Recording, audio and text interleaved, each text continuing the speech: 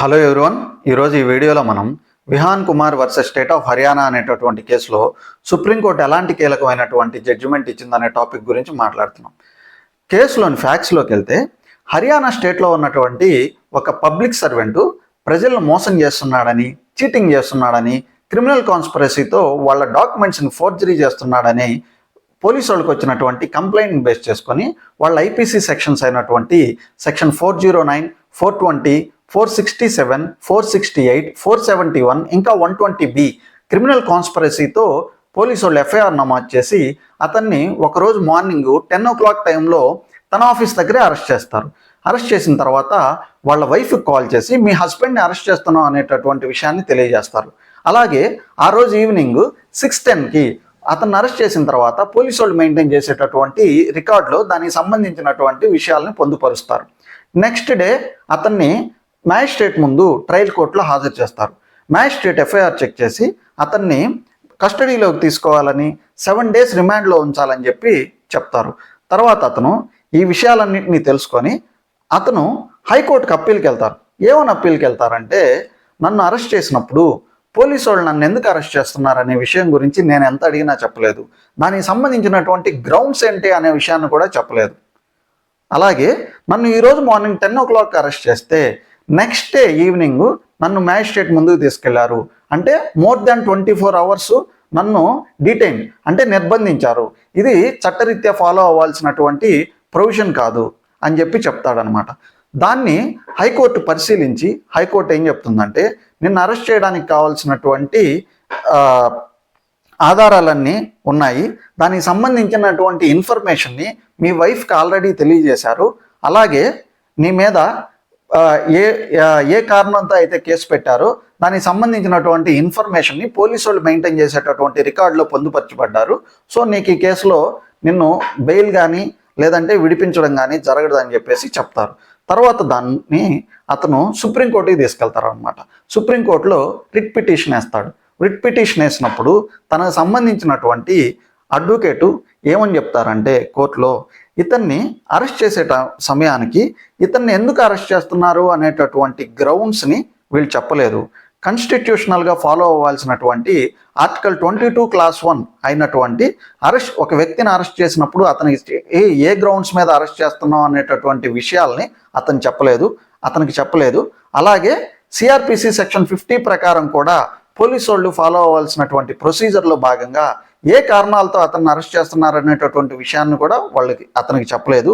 అలాగే 22 Clause 2 article 22 Clause 2 ప్రకారం అతన్ని అరెస్ట్ చేసినప్పుడు 24 hours లోపల ట్రయల్ కోర్టులో మ్యాజిస్ట్రేట్ ముందు హాజరుపరచాలి, కానీ అతన్ని మోర్ దాన్ 24 hours డిటైన్ చేశారు. డిటైన్ చేసి దానికి సంబంధించినటువంటి డీటెయిల్స్ను కూడా కోర్టులో వీళ్ళు చెప్పట్లేదు పోలీసు వాళ్ళు అని చెప్పి చెప్తారు. అలాగే సిఆర్పిసి సెక్షన్ 57 ప్రకారం కూడా వీళ్ళు మోర్ దాన్ 24 hours నిర్బంధించి పెట్టకూడదు, దాన్ని కూడా వీళ్ళు ఫాలో అవ్వలేదని చెప్పేసి అతనికి సంబంధించినటువంటి అడ్వకేట్ చెప్తారు. ఈ కారణాలతో పాటు ఇతనికి ఒకరోజు హెల్త్ బాగాలేకపోతే అతన్ని మెడికల్ హాస్పిటల్కి తీసుకెళ్ళినప్పుడు అతన్ని హాస్పిటల్లో చైన్స్ వేసి కట్టేసే అతనికి ట్రీట్మెంట్ ఇచ్చారు, నిర్బంధించారు అతన్ని అని చెప్పేసి దానికి సంబంధించినటువంటి ఆధారాలతో మెడికల్ సూపరింటెండెంట్ని కూడా ఆధారాలు ఇచ్చినట్టు సుప్రీంకోర్టులో చెప్తారనమాట.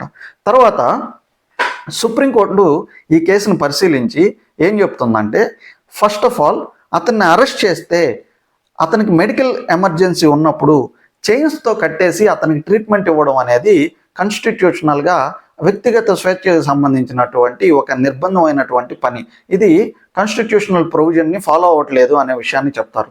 అలాగే 22 Clause 1 ప్రకారం ఆర్టికల్ 22 Clause 1 ప్రకారం ఒక వ్యక్తిని ఎందుకు అరెస్ట్ చేస్తున్నాం అనేటటువంటి విషయాన్ని అతనికి ఓరల్గా తెలియజేయాలి, లేదా కొన్ని సందర్భాల్లో అతనికి రాతపూర్వకంగా కూడా ఒక మెమో టైప్లో కూడా ఇవ్వచ్చు.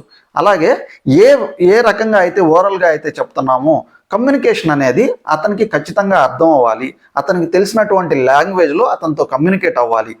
దీన్ని బేస్ చేసుకొని అతను వాళ్ళ లాయర్ని సంప్రదించడానికి అవుతుంది. ఇది కాన్స్టిట్యూషనల్ రైట్, దీన్ని పోలీసు వాళ్ళు ఫాలో అవ్వలేదు అనే విషయాన్ని సుప్రీంకోర్టు వెల్లడిస్తుంది. అలాగే 22 Clause 2 కింద కూడా పోలీసు వాళ్ళు మోర్ దాన్ 24 hours కంటే అతన్ని నిర్బంధించడానికి ఈ కేసులో లేదు. సో కానీ మేము 22 క్లాస్ 2 వరకు వెళ్ళట్లేదు ఈ పర్టికులర్ కేసులో. ఎందుకంటే మొదటగా ఉన్నటువంటి 22 క్లాస్ 1 కిందే ఈ ఈ ఎఫ్ఐఆర్ ఏదైతే అరెస్ట్ అనేది ఉందో అది ప్రొవిజనల్, యాజ్ పర్ ప్రొవిజన్ లేదు కాబట్టి ఈ కేసుని ఇక్కడితో ఆపేస్తున్నాం, ఫర్దర్గా తీసుకెళ్ళట్లేదు ఈ కేసుని. ఈ కేసు ప్రకారమే ఇతను చేసినటువంటి అరెస్ట్ కరెక్ట్ కాదని ఇతన్ని విడుదల చేయాలని చెప్పేసి ట్రయల్ కోర్టుకి డైరెక్షన్స్ ఇస్తారు. అలాగే హైకోర్టు ఈ విషయంలో తీసుకున్నటువంటి ఒక ఎర్రర్నెస్ డైరెక్షన్ ఏంటంటే, ఒక వ్యక్తిని అరెస్ట్ చేసేటప్పుడు అతనికి సంబంధించినటువంటి అరెస్ట్ చేస్తున్నాం అనేటటువంటి విషయాన్ని ఇన్ఫర్మేషన్ ఇస్తున్నారు అనే విషయం ఒకటి, ఎందుకు అరెస్ట్ చేస్తున్నాం అనే విషయము రెండు వేరువేరు అని చెప్తుంది. అంటే సింపుల్గా చెప్పాలంటే నిన్ను అరెస్ట్ చేస్తున్నాం అయ్యా అంటున్నారు అంటే అది ఇన్ఫర్మేషనే. ఆ ఇన్ఫర్మేషన్ ఇవ్వడం వేరు, ఎందుకు అరెస్ట్ చేస్తున్నాం అనే దాని గురించి గ్రౌండ్స్ చెప్పడం వేరు. పోలీసు వాళ్ళు గ్రౌండ్స్ని ఎక్స్ప్లెయిన్ చేయడంలో ఫెయిల్ అయ్యారు అనే విషయాన్ని సుప్రీంకోర్టు హైకోర్టుకి వివరిస్తుంది. సో గ్రౌండ్స్ని ఖచ్చితంగా పోలీసు వాళ్ళు ఒక వ్యక్తిని అరెస్ట్ చేసినప్పుడు ఎక్స్ప్లెయిన్ చేయాలి. సో ఈ కారణాలను బేస్ చేసుకొని ఇతన్ని రిలీజ్ చేయమని చెప్తుంది.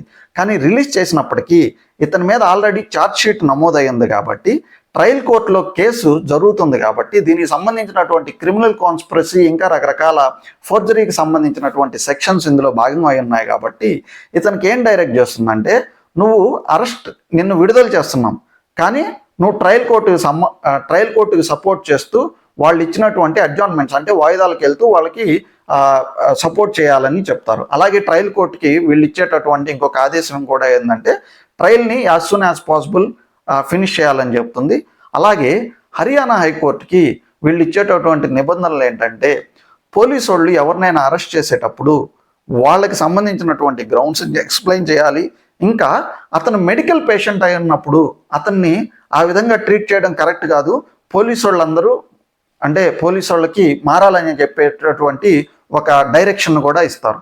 So this is all about this particular case. ఈ పర్టికులర్ కేసులో మనం తెలుసుకున్నటువంటి లీగల్ అంశాలు ఏంటంటే, ఒక వ్యక్తిని అరెస్ట్ చేసేటప్పుడు అతనికి దానికి సంబంధించినటువంటి గ్రౌండ్స్ని ఎక్స్ప్లెయిన్ చేస్తున్నారా లేరా అనేది ఒక విషయం అయితే, 24 hours లోపల మ్యాజిస్ట్రేట్ ముందు సబ్మిట్ చేస్తున్నారా లేదా అనేది సెకండరీ విషయం అనమాట. ఈ రెండు విషయాలు అనేవి లీగల్గా ఫాలో అవ్వాల్సిన విషయాలు, ఇంకా కాన్స్టిట్యూషనల్ బేస్కి సంబంధించినటువంటి వ్యక్తిగత రైట్కి సంబంధించినటువంటి విషయాలు అనమాట. This is all about this particular case. Thank you so much for watching.